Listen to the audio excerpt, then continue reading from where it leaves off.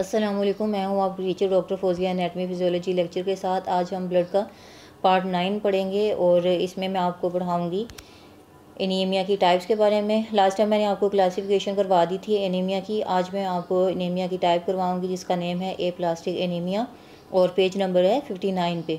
तो सबसे पहले हम इसकी डेफिनेशन देख लेते हैं। Aplastic anaemia, in this type of anaemia the RBCs, WBCs and platelet count are decreased due to bone marrow aplasia, defective development or congenital absence or the lack of functioning of bone marrow। अब इसमें क्या होगा, RBCs, WBCs और platelets तीनों तरह के sales का जो काउंट है वो बोन मैरो में डिक्रीज्ड हो जाएगा। और इसकी वो वजह बता रहे हैं कि क्या हो सकती है, डेवलपमेंटल या कोनिजेंटल एब्सेंस हो सकती है। इसमें डिफेक्ट्स हो सकते हैं कि RBCs जो हैं वो प्रॉपरली ना बन रहे हों, या WBCs या बोन मैरो की जो प्रोडक्शन है वो डिफेक्टिव हो गई हो। तो अब वो कैसे हो सकती है, डिफेक्टिव डेवलपमेंटल ग्रोथ के दौरान भी ये प्रॉब्लम हो सकता है किसी फैक्टर की वजह से, या फिर ये जो है ये विरासती तौर पे किसी जीन्स के अंदर म्यूटेशन होने की वजह से, स्ट्रक्चरल चेंजेस आने की वजह से जीन्स में ये प्रॉब्लम हो सकता है।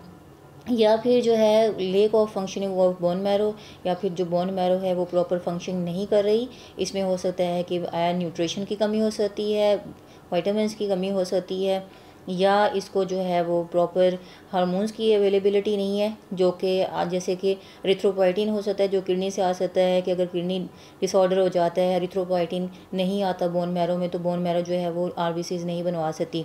तो अगर बोन मैरो की फंक्शनिंग में कोई डिस्टर्बेंस है, बोन मैरो को जो है वो कमी है, कि डेफिशिएंसी हो गई है जिसकी वजह से बोन मैरो नहीं बना सकती सेल्स, तो इस तरह से बोन मैरो की फंक्शनिंग में भी फ़र्क आएगा। तो इस तरह से क्या होगा कि एप्लास्टिक एनीमिया का मतलब ये है तीनों तरह के सेल्स का लेवल जो है वो या काउंट जो है वो कम हो जाना। इसके बाद आप एक डायग्राम देख रहे हैं इसके साथ ही एप्लास्टिक एनीमिया की, जिसमें लिखा हुआ है वाइट ब्लड सेल्स शो कराए हुए हैं, रेड ब्लड सेल्स भी हैं, बोन मैरो है, प्लेटलेट्स हैं। बोन मैरो का मतलब ये है कि ये तीनों तरह के जो सेल्स हैं वो बोन मैरो में पाए जाते हैं।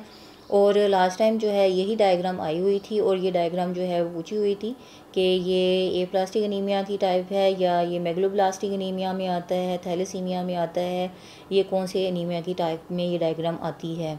तो ये डायग्राम बहुत इंपॉर्टेंट है। आपको जितने भी मैंने लेक्चर्स प्रीवियसली भी करवा दिए हैं और जो नेक्स्ट भी करवाऊंगी, तो उनकी जो डायग्राम होती हैं वो आप लाजमी साथ साथ प्रिपेयर किया करें, बनाकर देखा करें। उनको हैंड प्रिपेयर होनी चाहिए आपकी, और आपको उसकी लेबलिंग आती होनी चाहिए। उसके बाद उसकी लेबल में जो फिगर को अंडरलाइन किया हुआ होता है कि ये फ़लाँ चीज़ की फ़िगर है, आपने वो भी नोट करना है और उसको भी साथ साथ तैयार करना है। नेक्स्ट इसमें आ जाते हैं कॉजेज़। कॉजेज़ कहते हैं वजूहात को, कि क्या चीज़ जो है वो वजह बन सकती है। एप्लाजेंटल, कोनिजेंटल का मतलब वही विरासती या मौरूसी कहा जाता है, जिसमें कहा जाता है फिनकोनीज अनीमिया।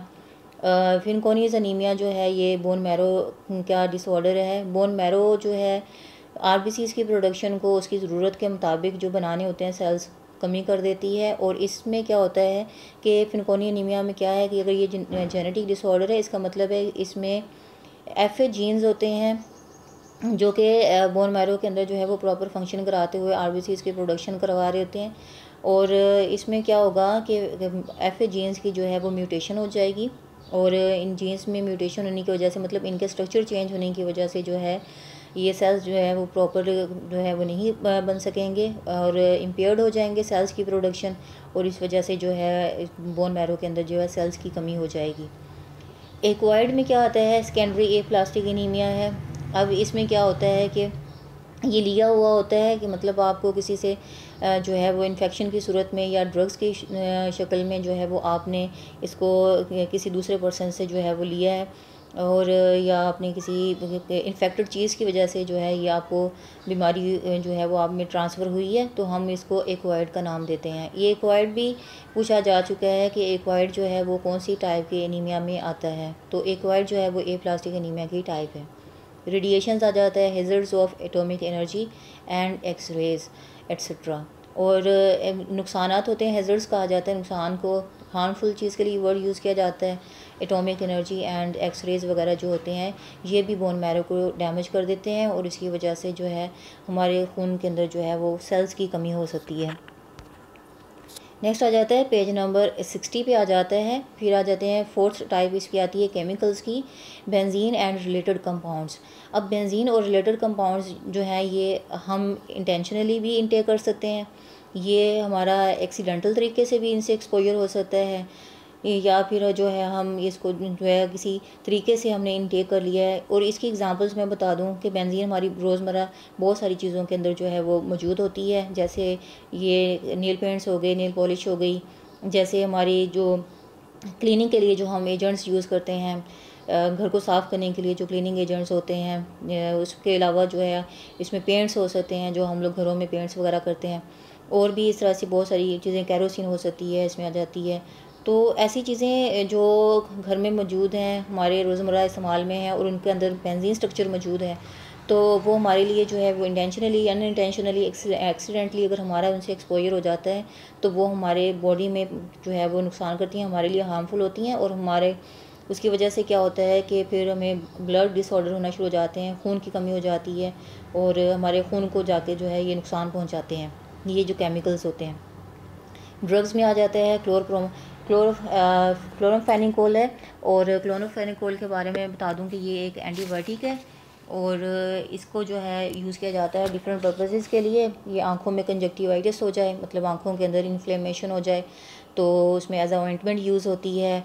और उसके बाद जो है ये कोलरा हैज़ा वगैरह में और टाइफाइड फीवर वगैरह में जो है ये यूज़ होती है। और इसके अलावा जो है सल्फोनामाइड्स हैं, ये सिंथेटिक एंटी माइक्रोबियल एजेंट्स हैं जिनके अंदर जो है सल्फोनामाइड ग्रुप जो है वो मौजूद होगा एज अ फंक्शनल ग्रुप जो है। और इसको जो है हम इसमें एंटीबैक्टीरियल में भी लेते हैं। उसके बाद आ जाते हैं इसमें फिनाइल ब्यूटाजोन है, ये एंसिड है, मतलब ये non steroidal anti inflammatory drug है और ये जो है ये पेन के लिए और उसके साथ फीवर में यूज़ की जाती है। इसके बाद आता है क्लोरफेनारामीन है, ये क्लोरफेनारामीन जो है ये जो है एंटी हिस्टामीन है और फॉर एलर्जिक पर्पस ये यूज़ की जाती है। अगर किसी को लाइक एलर्जिक रिनाइटिस हो जाता है, रनी नोज़ हो जाती है, नाक से पानी बहना शुरू हो जाता है, तो उसके लिए ये यूज़ की जाती है। उसके बाद आता है क्लोरप्रोमाजीन आ जाता है। क्लोरप्रोमाजीन जो है ये एंटीसाइकोटिक है, नफ्सियाती बीमारियों के ख़िलाफ़ यूज़ की जाती है लाइक शिज़ोफ्रेनिया। फिर उसमें आ जाता है इसमें कार्बिमाज़ोल आ जाती है, और कार्बिमाज़ोल जो है ये एंटी हाइपरथायरॉयडिज़म है। अगर हाइपरथायरॉयडिज़म हो जाता है, थायराइड का प्रॉब्लम हो जाता है, तो उसमें बढ़ जाता है, तो उसके अंदर जो है हम इस ड्रग को यूज़ करते हैं। मिथोट्रिक्सेट जो है ये anti metabolite like anti cancer है, कैंसर ड्रग में यूज़ की जाती है, कैंसर के ख़िलाफ़ इस्तेमाल होने वाली ड्रग है। गोल्ड एट्सेट्रा, गोल्ड जो है ये डायग्नोस्टिक एजेंट है, इसको जो है तशख़ीस के लिए जो है एज ए एजेंट यूज़ किया जाता है उसमें। और इसके बाद इसमें आ जाता है मिसलेनियस में आ जाता है कि इसमें आ जाते हैं कि टाइप के हो सकते हैं, कई तरह के जो इसमें कॉजेज़ हो सकते हैं कि जिसकी वजह से जो है ब्लड का लेवल कम हो सकता है।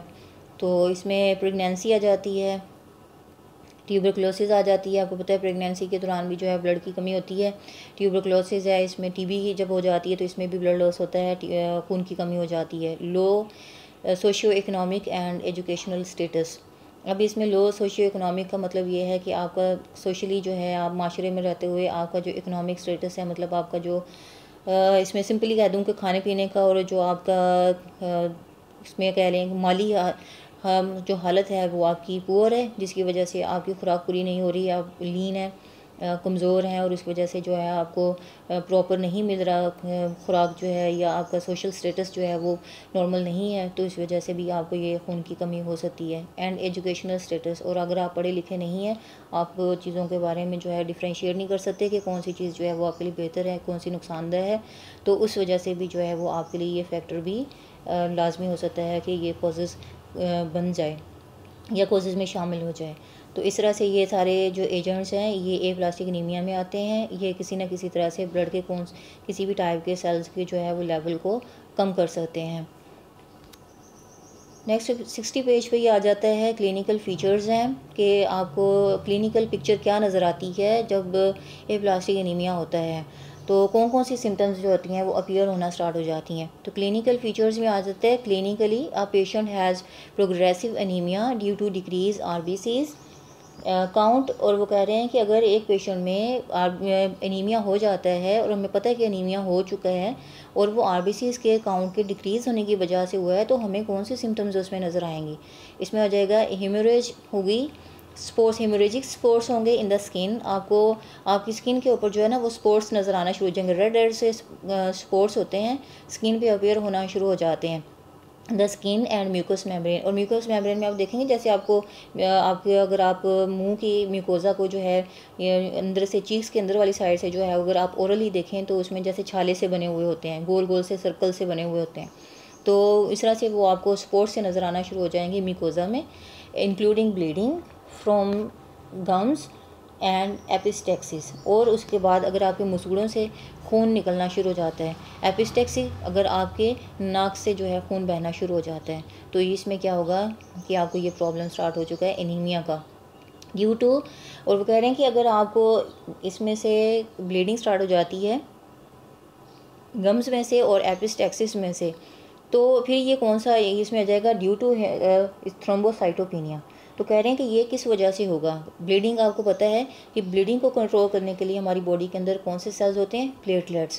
प्लेटलेट्स जो होते हैं, अगर हमारी इंटरनल इंजरी हो रही है या एक्सटर्नल इंजरी हो रही होती है तो प्लेटलेट वहाँ पर पहुँचकर कोगुलेशन का प्रोसेस परफॉर्म करते हुए खून को जमने में मदद देते हैं। और अगर हमारी बॉडी में प्लेटलेट्स का काउंट कम हो जाएगा, थ्रोम्बोसाइट्स कहते हैं प्लेटलेट्स को, और थ्रोम्बोसाइटोपिनिया प्लेटलेट्स का लेवल कम होना। तो अगर प्लेटलेट्स का लेवल कम हुआ होगा, हमारे मसूड़न से खून आएगा, नाक से खून बहना शुरू हो जाएगा, खून रुकेगा नहीं, तो इसमें क्या होगा, थ्रोम्बोसाइटोपिनिया हो चुका होगा, मतलब प्लेटलेट्स का काउंट कम हो चुका होगा। एंड फीवर, और अगर बुखार भी हो जाता है विद अल्सर, खून जिसमें आपके अल्सर होता है, जिसमें वुंड्स बन के, ज़ख़म बन के जो है खून रिसना शुरू हो जाए ज़ख़मों से। And fever with ulcers in the oral cavity, आपकी मुंह की कैविटी जो होती है उसमें से जो है वो ज़ख़म होकर खून बहना शुरू हो जाए वहाँ से। And throat are seen due to granulocytopenia, और जो है गले में इस तरह से इन्फेक्शन हो जाए तो उसमें क्या होगा, सीन टू ड्यू टू ग्रेनुलोसाइटोपिनिया। तो ये किसकी वजह से होगा, ग्रेनुलोसाइट्स की वजह से होगा कि ग्रेनुलोसाइट्स का लेवल कम हो जाएगा। अब ग्रेनुलोसाइट्स क्या चीज़ हैं, WBCs की दो टाइप्स होती हैं, ग्रेनुलोसाइट्स एंड ए ग्रेनुलोसाइट्स।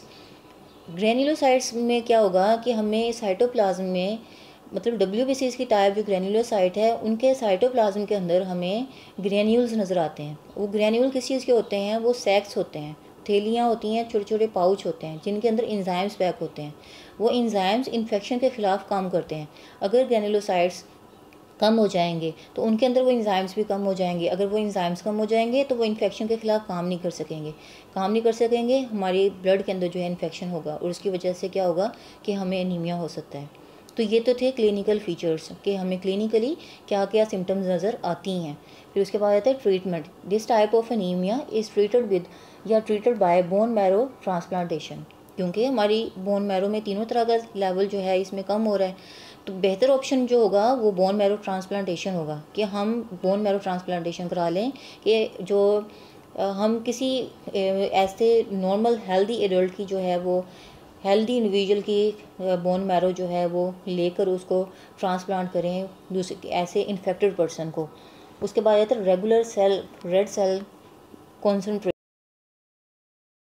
में आ जाता है ट्रांसफ्यूजन, कि आप अगर आरबीसीज़ का लेवल डाउन हुआ है तो फिर आप जो है रेगुलर तरीके से जो है आरबीसीज़ की कॉन्सेंट्रेशन को ट्रांसफ्यूज़ करेंगे, मतलब आप इंजेक्टेड करेंगे इन्फेक्टेड इंडिविजुअल को। प्लेटलेट ट्रांसफ्यूजन, अगर प्लेटलेट्स का लेवल कम हुआ है तो आप प्लेटलेट्स की ट्रांसफ्यूजन देंगे। And the use of antibiotics and steroids, और अगर आपको साथ में इन्फेक्शन है, आपको इन्फेक्शन की वजह से ये प्रॉब्लम हुआ है तो आप साथ में मेडिसिन यूज़ करेंगे, जिसमें बताई हुई एंटीबायोटिक्स एंड स्टेरॉइड्स। यहाँ पे तरीका आपकी डायग्राम इधर बुक में बताया हुआ है कि एक तरफ डोनर शो किया हुआ है, दूसरी साइड पे रिसिपिएंट है, डोनर देने वाला और रिसिपिएंट लेने वाला। और ट्रांसप्लांट क्या चीज़ हो रही है, बोन मैरो ट्रांसप्लांट की जा रही है। और इसके बाद इसमें आ जाता है कि यहाँ पे बताया हुआ है कि बोन मैरो कहाँ से ली गई है, ये बोन शो कराई हुई है, कोर्टिकल बोन। बोन का जो बाहर वाला हिस्सा होता है उसे हम कोर्टिकल बोन कहते हैं। बोन के अंदर जो स्पॉन्जी हिस्सा होता है हम उसे स्पॉन्जी बोन कहते हैं, और स्पॉन्जी बोन के अंदर क्या होती है, बोन मैरो होती है। तो यहाँ तक तो था आज का आपका लेक्चर। नेक्स्ट लेक्चर के साथ फिर हाज़िर होंगी, तब तक के लिए इजाज़त। थैंक यू, अल्लाह हाफिज़।